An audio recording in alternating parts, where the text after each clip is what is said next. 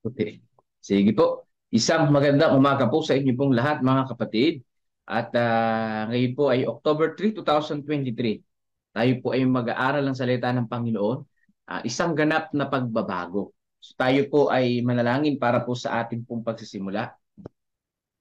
Aming Diyos na siyang aming tagapagligtas, kami po ay patuloy na sumasamba sa inyo at aming idinadalangin ang aming pong pag-aaral ngayong umaga na ito. Inyo po nawang igawad sa amin ang karunungan at ang pagtitiwala, O Diyos, ay aming maranasan. Aming pong dalangin, O Diyos, nawa ay maunawaan namin at ma-apply sa aming buhay ang aming pong mga tatalakayin ngayong umaga na ito. Salamat po, O Diyos, sa pag-ibig niyo po sa amin at sa pagdinig ng aming dalangin sa banal na pangalan ni Jesus na aming tagapagligtas. Amen. Sabi po dito sa ating pong key text, Filipos 2:2, sabi niya po dito, lubusin ninyo ang aking tuwa sa pagkakaroon ng gayunding pag-iisip. Magtaglay ng gayunding pag-ibig na magkaisa ng diwa at may isa lamang pag-iisip ang sabi dito. No? Sabi diyan, magkaroon ng pag-ibig at iisang diwa at iisang pag-ibig. Bakit kailangan ito mga kapatid?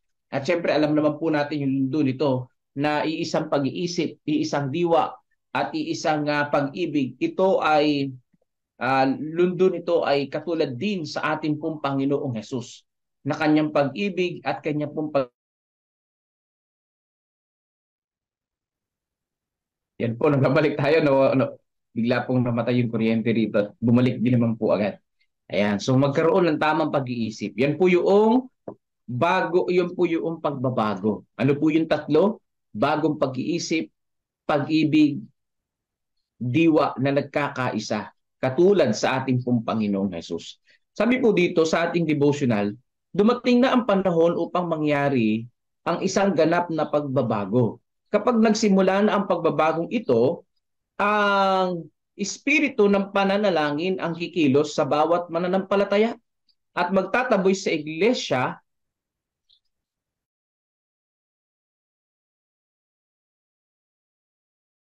ng espiritu magtataboy sa iglesia ng espiritu ng hindi pagkakasundo at alitan. Magiging malapit sa isa't isa ang mga hindi namumuhay sa Kristiyanong pakikisama. So dito po mga kapatid ko, no, kapag ang pagbabago ay naisakatuparan sa ating puso't isipan mga kapatid, ang sabi po dito sa loob ng church ay makikita ang pagkakaisa at yung pong pagkakasundo. At yung alitan ay mawawala. Mga kapatid ko, mawawala yung alitan. At yung pagkakasundo ay magkakaisa. Kapag ka nabago yung pag-iisip, nabago yung pagmamahal, yung diwa ay nagkaroon tayo ng pagkakaisa sa ating pong Panginoon. Yung pong hindi marunong makisama, magkakaroon ng pakikisama ng isang katulad sa isang Kristiyano. Sabi dito, ang isang miyembro na gumagawa ng tamang daan ay mag-aakay sa iba pang mga miyembro na makiisa sa kanya na mamagitan para sa paghahayag ng banal na espiritu. Hindi magkakaroon ng kalituhan dahil magkakaroon ang lahat ng pagkakaisa sa isipan ng espiritu. Sabi po dito mga kapatid ko, walang kalituhan. Sabi diyan, walang kapagkabahagi. Bakit? Iisa ang isipan sa espiritu. Ibig sabihin, iisa ang goal. Kapag ka po iisa ang goal natin, mga kapatid ko, yung ministry ay matatapos. Pero kung may iba kang goal, meron kang ibang agenda, ay hindi, ikaw yung magpapabagal sa gawain eh. Kapag ka meron kang ibang agenda. Pero kung kaisa ka sa agenda sa gawain ng ating Panginoon, mapapabilis yung gawain. Kasi walang hahadlang, walang magiging hams. Pero kung may hams, babagay yung gawain pero magtatagumpay pa rin, hindi ka kasama sa pagtatagumpay. Bakit? Ikaw ang isa sa naging hadlang. Oh, yan ang maano dyan. Yan ang malungkot dyan, mga kapatid. Kinakailangan na mag-iisa tayo sa goal, sa ministry, para walang problema, para walang balakid. Sabi dito, mawawasak ang mga hadlang na naghihiwalay sa mananampalataya mula sa mananampalataya at magsasalita ng katulad na mga bagay ang mga lingkod ng Diyos. Makikipagtulungan ng Panginoon sa kanyang mga lingkod. So dito pa nga kapatid ko, no, ang ating pong Panginoon ay patuloy na may pagtulungan sa church kung ang church ay nagkakaisa sa gawain. Sabi po dito sa 6:10 ng Mateo, ang lahat ay nanalangin na may pagkaunawa sa panalangin itinuro ni Kristo. Ano po yung itinuro ni Jesus Christ na panalangin sa kanyang mga lingkod? Sabi dito, dumating nawa ang kaharian mo, masunod nawa ang kalooban mo, kung paano sa langit, gayon din naman sa lupa. So yun ang ating pong iisang panalangin mga kapatid, na ang kalooban ng Panginoon ay dumating sa bawat isa sa atin. Yung kalooban ng ating Panginoon ay ating pong maranasan sa bawat isa. At hindi tayo mahirapan. At hindi tayo maging katitisuran sa iba. Bagkus tayo po ay nadatiling matatag sa ating pong Panginoong Diyos. Tayo po ay hindi niya pinababayaan. Sabi dito, yung pong panalangin talaga, naka-stretch talaga rito. Noong pang mga unang araw ng October, yung kalooban ang masusunod.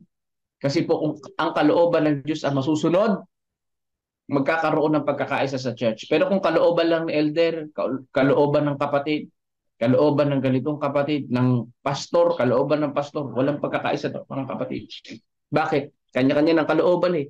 Kanya-kanyang ng nais, kanya-kanya ng goal, kanya-kanya ng interest. Pero kung ang kalooban ng Panginoon na masusunod sa loob ng church, magkakaroon ng isang pagkakaisa na katulad sa nais ng Panginoong Diyos. Sabi dito, habang naririnig ko ang mga kakilakilabot na kalamidad na nangyayari bawat linggo, tinatanong ko ang aking sarili, ano ang ibig sabihin ng mga bagay na ito? Sunod-sunod na nangyayari ang pinakamasaklap na mga sakuna.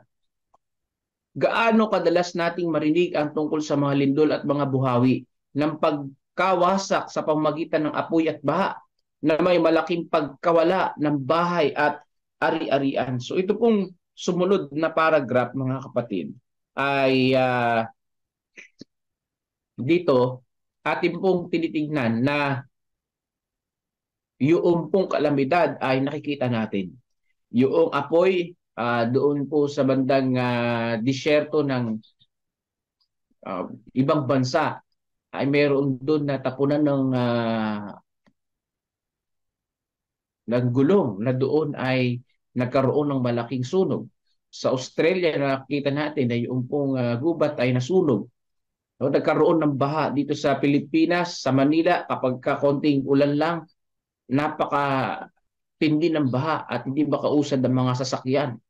At siyempre yung lindol ay lubhan nakakatakot. Ibig sabihin mga kapatid, yung mga tanda ng ikalawang pagdating ng ating Panginoon ay nakikita na sa ating pong sanlibutan na sinabi niya. Di ba? Pero dito mga kapatid ko, ang pinupunto na nakita ko dito, parating na ang ating Panginoon.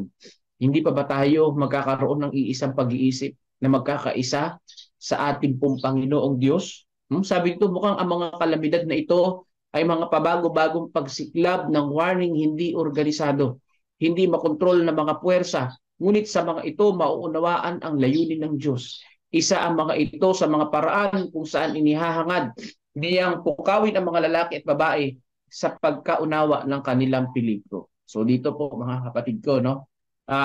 Yung calamities ay ating pong ito rin po ay instrumento ng Panginoon, bagamat hindi niya ito kinokontrol na ito'y ibagsak dito para mamatay mga tao na ito. Hindi mga kapatid, yan ay pinahintulutan ng Panginoon. Isa sa mga sinyalis na sira ang ating sanlibutan, yung mga calamity na yan, para maunawaan natin na tayo ay nasa peligro mga kapatid. Para makita natin na tayo ay nasa delikadong sitwasyon. At ang tanging kailangan natin ay ang ating Panginoon at syempre ang pagkakaisa ng bawat isa sa atin. Parating ang ating Panginoon. Hindi pa ba tayo magkakaroon ng isang goal na hayo, magbimisyon, magkakaroon ng isang pag-ibig sa isa't isa, pagkakaunawaan at higit sa lahat pagkakaisa kay Jesus, di ba? Ang pagdating ni Kristo, sabi dito, ay mas malapit na po kaysa nung una tayong naniwala. Nalalapit na sa pagtatapos nito ang dakilang tunggalian. Ang mga paghatol ng Diyos ay nasa lupain. So yun ang punto, yun ang sinasabi natin. Na kung naniwala tayo nung una, mas malapit na ngayon ang pagdating ng ating Panginoon. At kung yung mga apostol na naniwala na malapit ang pagdating ng Panginoon sa panahon nila, mas malapit na sa panahon natin ngayon, mga kapatid. Huwag tayong mainip. Tayo ay patuloy na maglingkod sa ating Panginoon. Sabi nga dito, nagsasabi ang mga ito ng mahalagang babala. Kaya maging handa rin naman kayo sapagkat ang anak ng tao ay darating sa oras na hindi ninyo inaasahan. So Mateo 24:44. So marami ang mga tao na hindi nila inaasahan ang pagdating ng ating Panginoon. At baka maging tayo, kapag tayo ay hindi nakita ang pagkakaisa, mga kapatid, ay hindi rin tayo maging handa sa pagdating ng ating Panginoon. Kaya para maging handa tayo sa pagdating ng Panginoon, kailangan po ng pagbabago, mga kapatid. At ang sabi dito, lubusin ninyo ang aking tuwa sa pagkakaroon ng gayon din pag-iisip, magtaglay ng gayon din pag-ibig na magkaisa ng diwa at may isa lamang pag-iisip. So yan po, mga kapatid ko, sa paghahanda sa pagdating ng Panginoon, mahalagang ingredient ito na magkaroon tayo ng pagkakaisa, pagbabago sa ating buhay, yung ating pakikitungo sa ating kapwa, yung attitude, yung ating pag-uugali ay number 1 dito. At ano po yung dapat na ugali? Yung pong pagkakaisa ng diwa, pagkakaisa ng goal, pagkakaisa ng pananampalataya sa ating pong Panginoong Hesus. So pagpalain tayo ng ating tagapagligtas at patuloy niyong isama sa panalangin ating po mga kapatid, may karamdaman. At gayon din po yung si Pastor Nelson ay papunta ngayon sa CLC para kunin po yung mga aklat sa Hope Impact. Ay isama natin sa dalangin na maging matagumpay ito at ingatan po sila sa daan. At ako ay dadalangin ko sa Panginoon na matuloy ako ngayong umaga. Medyo hindi gumaganda yung pakiramdam ko pero parang kaya naman. Kaya isama niyo po ako sa panalangin. So salamat sa inyo mga kapatid. I-type niyo lang po ang inyo po mga prayer dyan at ang inyo po mga comments. At isasama po yun sa panalangin ni Brother Melvin. Pakinggan po natin ang awit, papuri sa ating pong Panginoong Diyos. God bless po sa inyo pong lahat. Amang banal na makapangyarihan sa lahat, nagpapasalamat kami sa umaga na ito sa aming lesson na narinig namin na patuloy na napakabilis na ng panahon.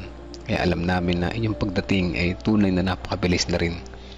At naway sa aming nagpagpumilit na magbago ay samahan kami palagi ng Holy Spirit na kami ay ito'y magawa namin sa lalong madaling panahon.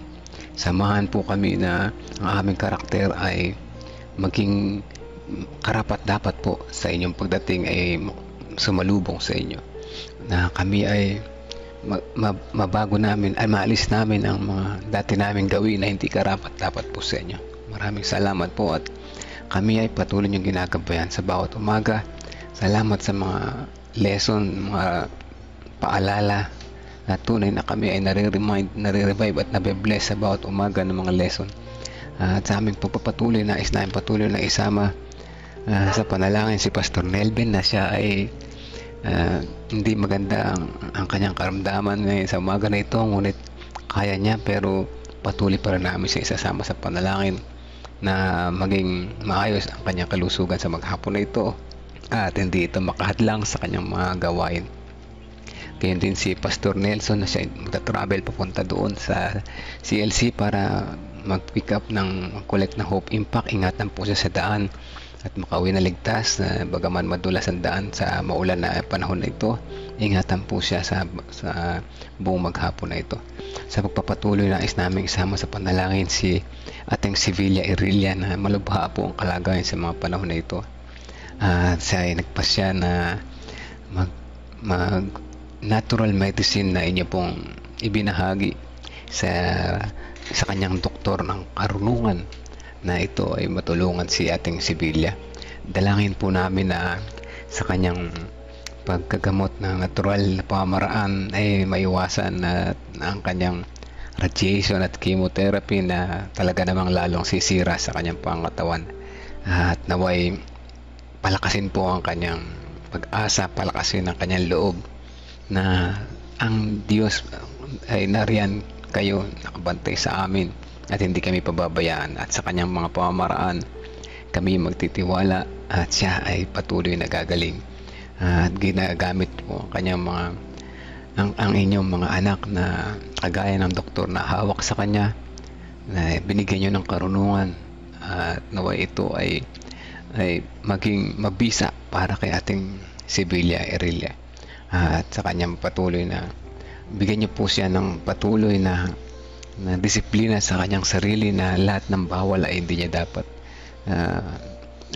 kalimutan, at lahat ng dapat niyang gawin ay dapat niyang sundin, pagkat ang pag natural medicine po, Ama, ay talaga namang kailangan ng matinding seryosong disiplina sa sarili.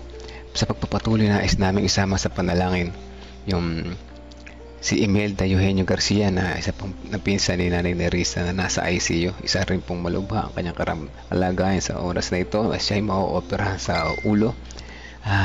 Kayo na po ang bahalang manguna sa operasyon na ito. Ang inyong mga kamay ay humawak sa mga doktor at maging matagumpay ang operasyon, at ipagkaloob po sa kanyang kagalingan at kalakasan ayon po sa inyong kalooban. Ganyan din po aming sinasama sa panalangin ang yaya ng apo ni Sister Dimpo Rivera na may high blood, na po siya ay ipuin din po ninyo ng inyong mapagpagaling na kamay, manambalik ang kanyang kalakasan at makabalik sa pag-aalaga sa bata na ito, at ganoon din makabalik si Sister Dimpo Rivera sa kanyang mga gawain. Sa pagpapatuloy, nais namin isama at patuloy sa panalangin si Sister Amy na nandun pa rin sa ospital at may sakit. Patuloy na maigawad ang kagalingan sa kanya, kalakasan, at kaya din kasama namin sina Janet, si Lita at si Dayan, na kaibigan ni Sister Melissa Gamboa. Kung ano man ang kanilang mga kasalukuyang karamdaman sa mga panahon na ito, inyo pong pawiin lahat at igawad po ang kagalingan sa kanila. Maging isang halimbawa po kayo sa kanilang pamilya at sa kanilang nasasakupan, upang sa ganun sila ang lahat ay patuloy na magtiwala po sa inyo. Ibigin po kayo gaya ng pag-ibig niyo po sa amin. Ganyan din kasama namin sa panalangin si Ate Gigi Concepcion, Gregorio Santin, si Tatay Pentong, si Kuya Mike, si Pichi, ganyan din si ang family ni Sister Rose Cris Encarnado, ganyan din si ating Sibilia Erelia, ganyan din si Brother Renato Santos, Romnick Francisco, Olivia and Rebecca Francisco, Jennifer Pasco, si Precious Cabasog, Princess Jorquina, si Arisi, ganyan din si Sister Nena, si Tia Aning, Tia Aurora, si Sister Corazon Mina, ganyan din si Ate Sally Sanchez, sa kanyang patuloy na kalakasan at lubos na kagalingan ay patuloy namin sinasama sa panalangin, kasama na rin si Sister Janet Ontivero, Gina de Guzman, Arturo Duque at Erlinda Duque. Mga pangalan po na ito ay nasa banig ng karamdaman, na patuloy na umaasa sa inyong dakilang paggamot sa kanila at dakilang pag-ibig ay igagawad po sa kanila. Kasama na rin namin sa panalangin ng mga kapatiran na nakikinig ngayon, na ingatan kami sa maghapon na ito sa aming mga gawain, ilayo kami sa anumang kapahamakan, at gayon din ang aming kayo nawa manguna sa aming pag-iisip, pananalita at mga gawa, upang kami ay maging karapat dapat po sa inyo. Pagpalain po ang aming maghapon, ang aming hanap buhay, upang kami rin namin maging pagpapala sa iba. Ang lahat po na ito ay aming inihiling sa pangalan ni Jesus namin tagapagligtas. Amen. Amen.